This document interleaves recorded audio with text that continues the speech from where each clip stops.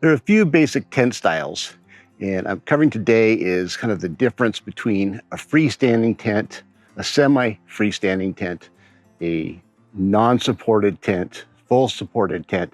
So let's just kind of cover them all. I think I've got a pretty good representation. Of course, there'll be variations of each one of these, and I'll go over those as we go and why you might choose one over the other. So going from the fully supported tent like the Hilleberg, and that's where terms like freestanding, semi-freestanding, trekking pole tent, things have to be done to have a fully complete supported tent when you put the rainfly on. So all these tents become, at least these two, that one's already non-freestanding, but these two here need staking out to be fully deployed. Now, starting at one extreme would be a trekking pole tent, or non-freestanding or non-supported, self-supported. You have to provide like trekking poles, or some tents you can get the poles if you're not a trekking pole person, but you have to have these or the tent's not supported. So if I take this out, the tent just falls down.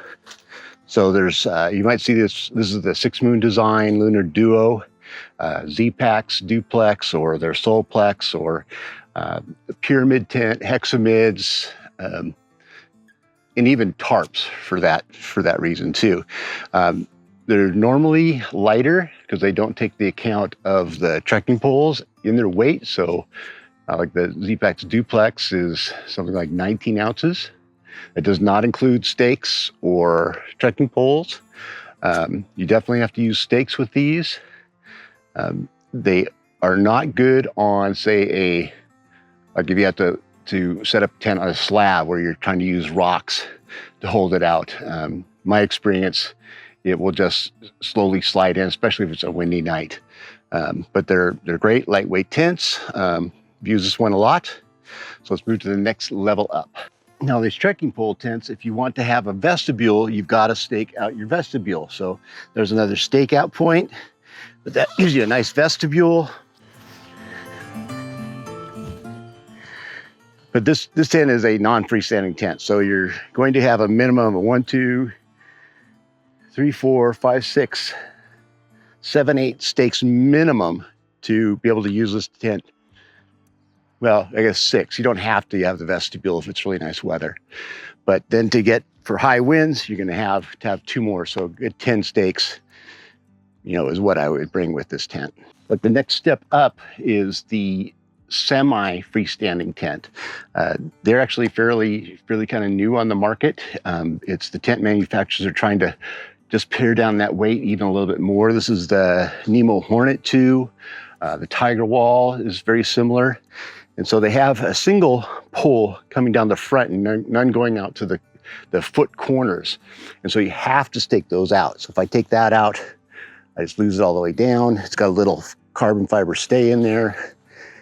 If I can stake it out, then you've got, pretty much a full freestanding tent, but you have to stake it out.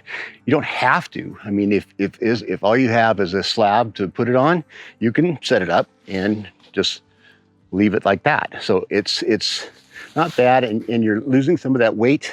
And so this tent, which is a 2-person tent, which is a 2-person tent, the Duplex or the Duo, you're looking at maybe 5 ounces, maybe, or 9 ounces difference. So you're really, but of course they are kind of smaller, a little bit smaller.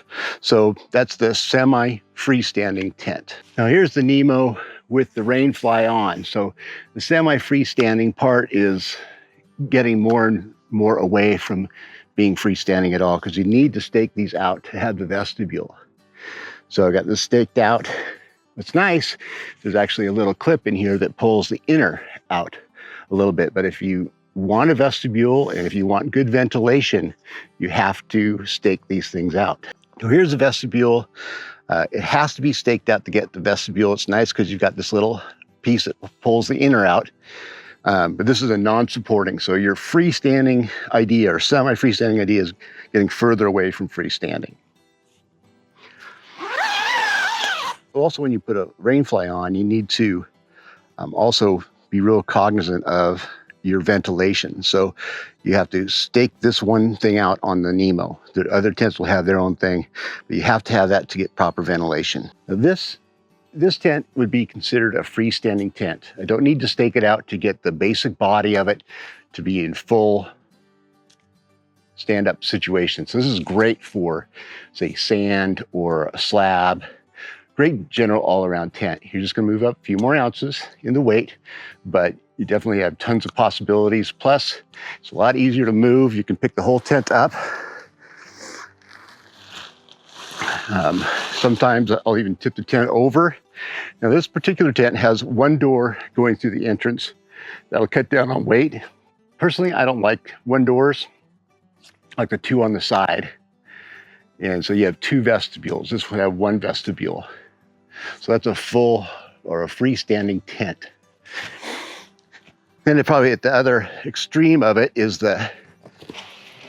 actually the true freestanding tent.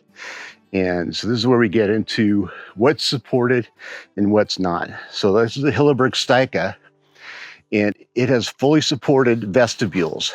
Now on the freestanding tent, again, if you want to have the vestibule, you've got two stakes to stake that out.